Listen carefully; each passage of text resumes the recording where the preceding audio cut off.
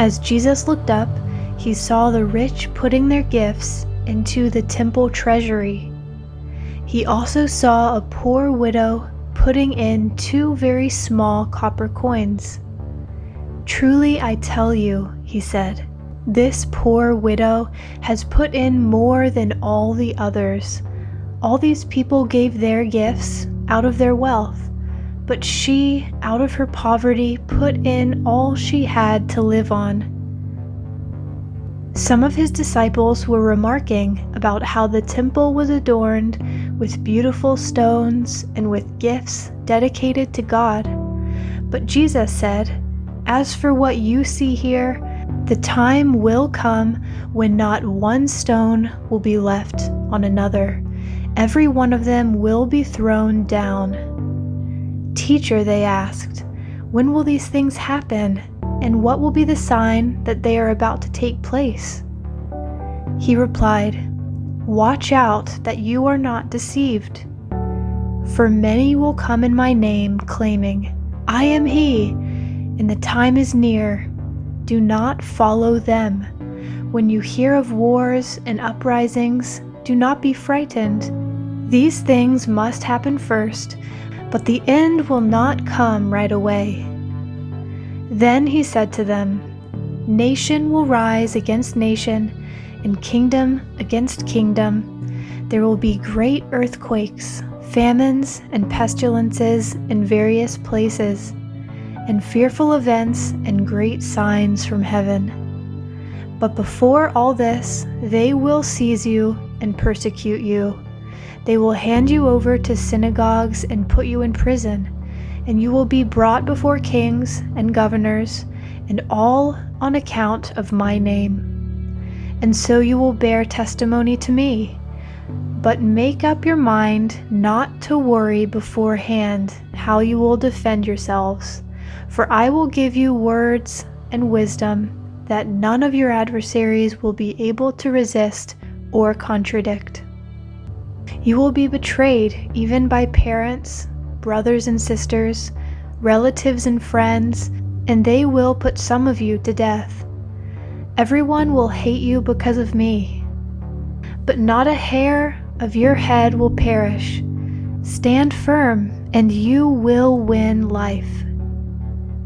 When you see Jerusalem being surrounded by armies, you will know that its desolation is near. Then let those who are in Judea flee to the mountains. Let those in the city get out, and let those in the country not enter the city.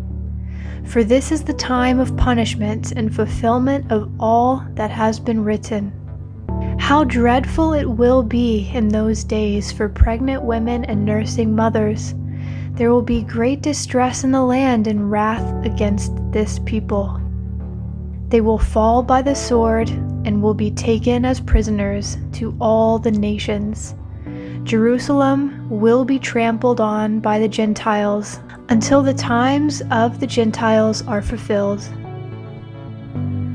There will be signs in the sun, moon, and stars. On the earth nations will be in anguish and perplexity at the roaring and tossing of the sea.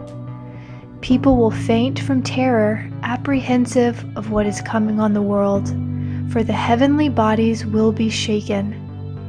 At that time they will see the Son of Man coming in a cloud with power and great glory.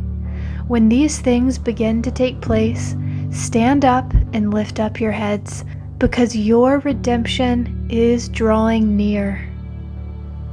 He told them this parable. Look at the fig tree and all the trees. When they sprout leaves, you can see for yourselves and know that summer is near. Even so, when you see these things happening, you know that the kingdom of God is near. Truly, I tell you, this generation will certainly not pass away until all these things have happened. Heaven and earth will pass away, but my words will never pass away. Be careful, or your hearts will be weighed down with carousing, drunkenness, and the anxieties of life, And that day will close on you suddenly like a trap, for it will come on all those who live on the face of the whole earth. Be always on the watch and pray that you may be able to escape all that is about to happen, and that you may be able to stand before the Son of Man. Each day, Jesus was teaching at the temple, and each evening he went out to spend the night on the hill called the Mount of Olives. And all the people came early in the morning to hear him at the temple.